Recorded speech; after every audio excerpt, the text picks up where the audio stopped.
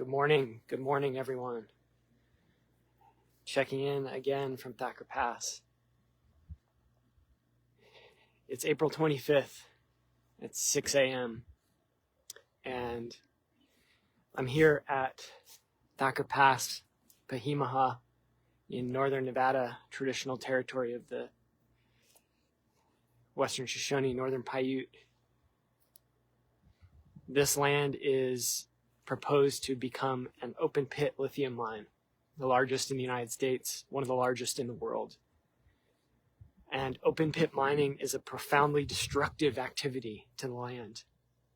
It involves bulldozing all the life off the surface of the landscape, scraping away, crushing, destroying everything that lives there, and digging or blasting gigantic holes into the earth with explosives, with machinery and heavy equipment.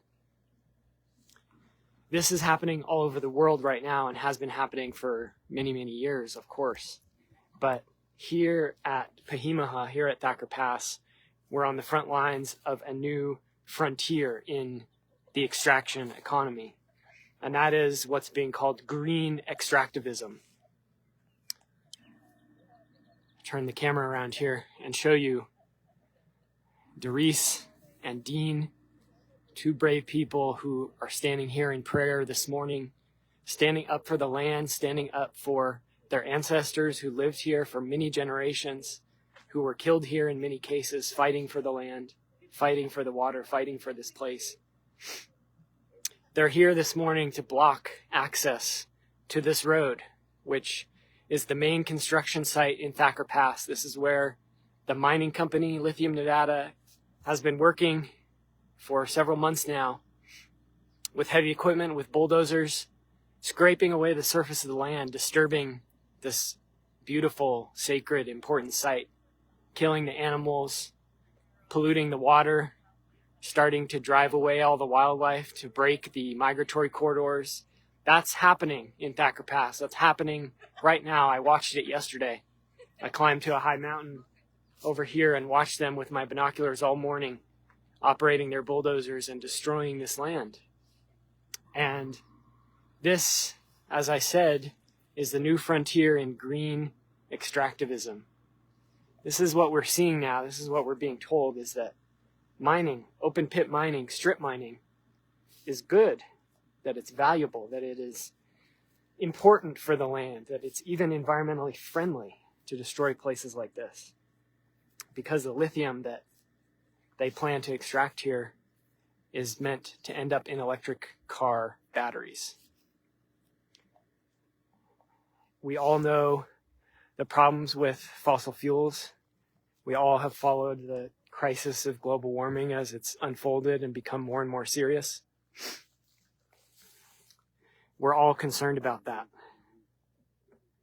But there's a right way to solve that problem, and there's a wrong way. And the wrong way is to keep digging, as the banner says.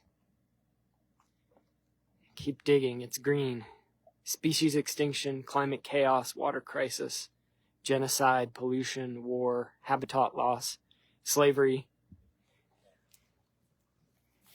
So this lithium mine is one part of a supply chain that provides the raw materials that go into electric cars. And that supply chain also includes cobalt mines, which have been in the news a lot recently.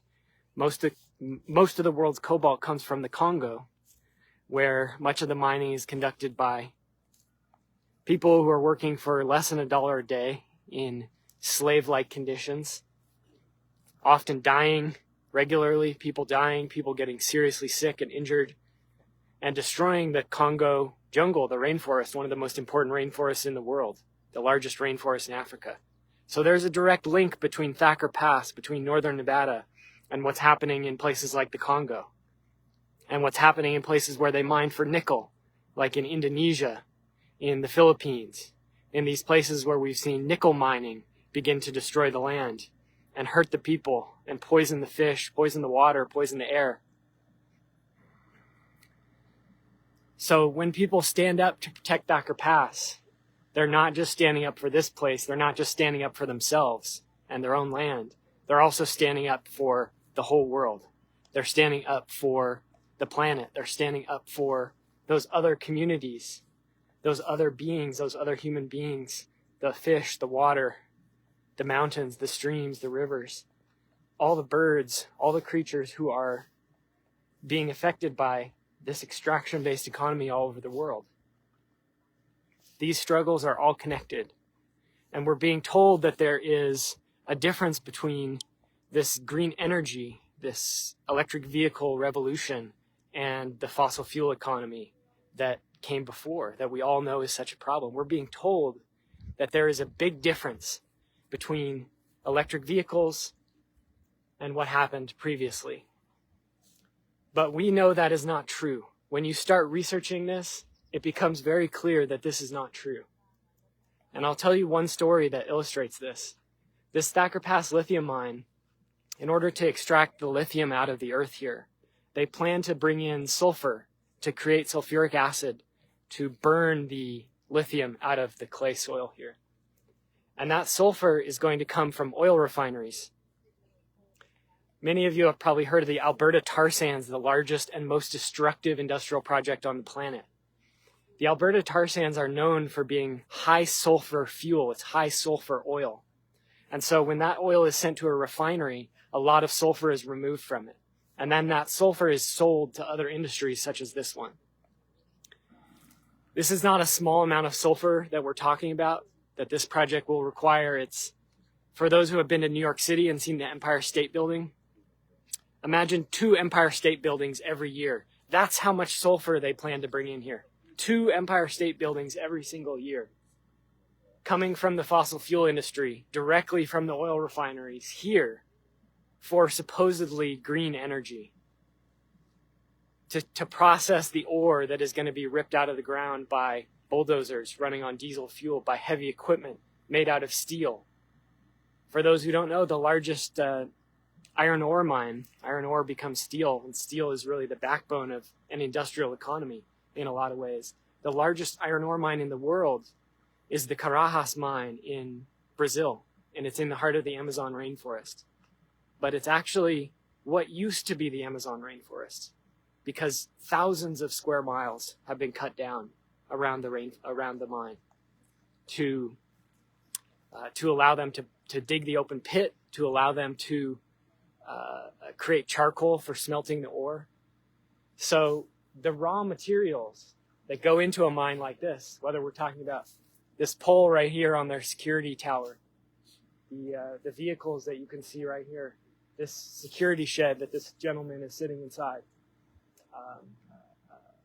the truck right here, all of these are made from raw materials that come from the earth. They come from the earth and they have costs associated with them. So when we are told this lie, that this is green, that this is good for the planet, we need to understand that the green that they are talking about here is money. The green that they are talking about is dollars. That's the green they're talking about. It's not the spring flowers coming up on the hillside. It's not the meadow greening up in the spring. It's not the first leaves coming onto the oak trees. That's not the green they're talking about. That's not the green they're protecting. They're protecting their wallets. They're protecting their investments.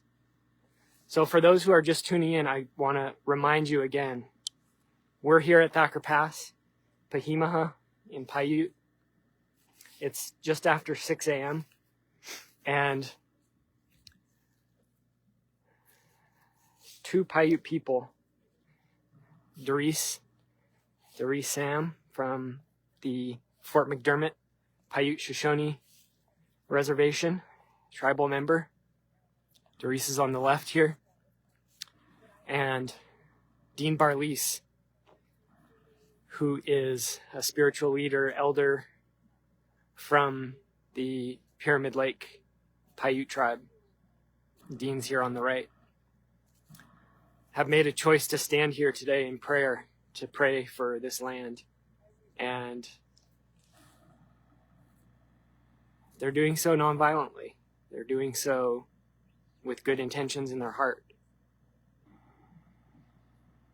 They're doing it for the future generations. They're doing it for those who came before. They're doing it for the water, for the non-human life forms, for all those who rely on the land, which is all of us. Can I get the It's all of number us. of how much water is used to process the lithium? So this mine would use, the original number was 4.1 million gallons per day, but they actually revised that up recently, just in the last couple months. So it may be more like 4.5 million gallons per day. How much to process 1 ton of lithium? It depends on, whoops, almost dropped the phone. Sorry, people on the live stream. It depends on what process they're using. There's multiple ways to get lithium, and the real water intensive way, the more water intensive way, is brine, lithium brine extraction. That's different than what we're talking about here. But that requires about 500,000 gallons per 1 ton of lithium. Huge amounts of water. And that is dewatering and causing drought in huge areas of Argentina and Chile especially, but also in places like Tibet and Australia. And here in Nevada as well, at Silver Peak, there's a lithium mine.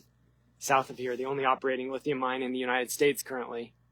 And that mine is extracting massive amounts of water from the valley. And they want to double production there and double water use. So water is a big issue. I mean, here we are in the Great Basin. This is Nevada, the driest state in the United States. We're up here about a mile above sea level. The sun is just peeking over the horizon right now. You can see the light starting to creep across Thacker Pass. But this is a dry place. It snows here in the winter, and you get some rains in the spring and the fall. A bit of monsoon activity in the summer. But this is a very dry place. Over on this side is the Quinn River watershed. And this watershed is being overpumped. It's already being overpumped. They're already taking more water than can be replenished by the amount of rainfall that happens here.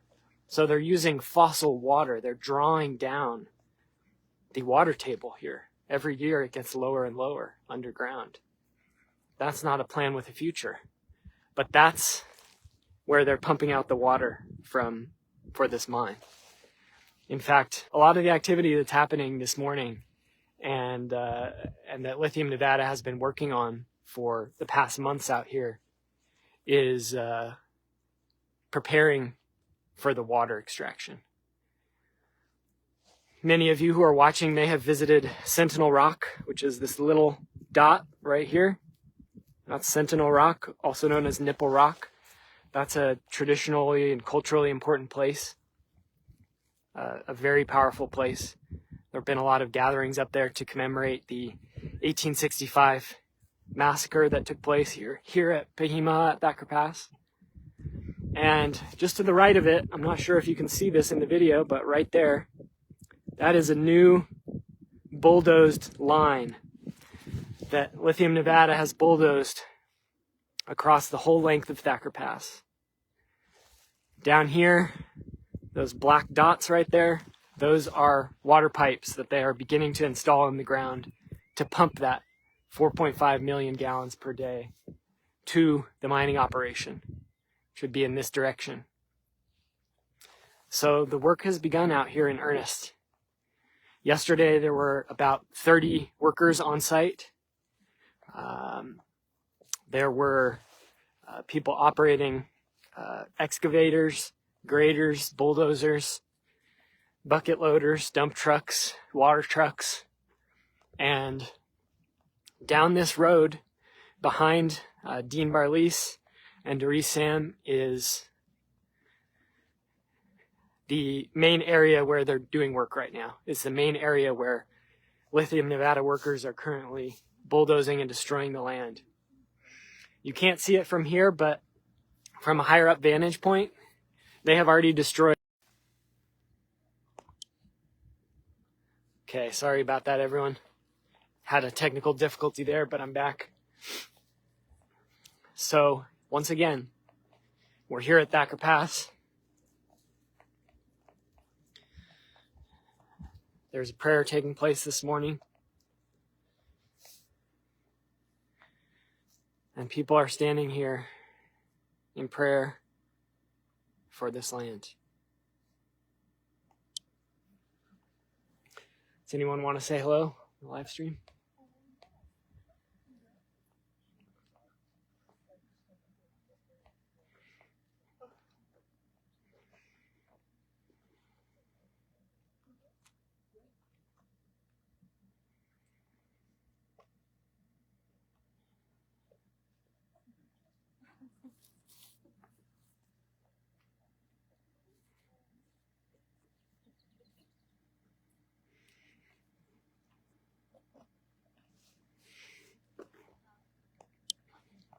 Okay, everyone, I'm going to sign off for now. My hands are freezing. There's no police on site yet. There's several workers here. They're just off on the side, just observing, doing their thing. Doris and Dean are here. They are standing strong. They're standing in their prayer. They're probably pretty cold, but the sun is up now. The light is on them, and we're hoping that it'll be warming up here pretty soon. It's supposed to be a beautiful day. And this action is going to be continuing. We don't know how long we're going to be here, but Doris and Dean have told us that they are not planning to move unless they are forced to move by the police, unless they're hauled away. And that's the situation here at Thacker Pass. That's the situation here at Peehee Mu'huh.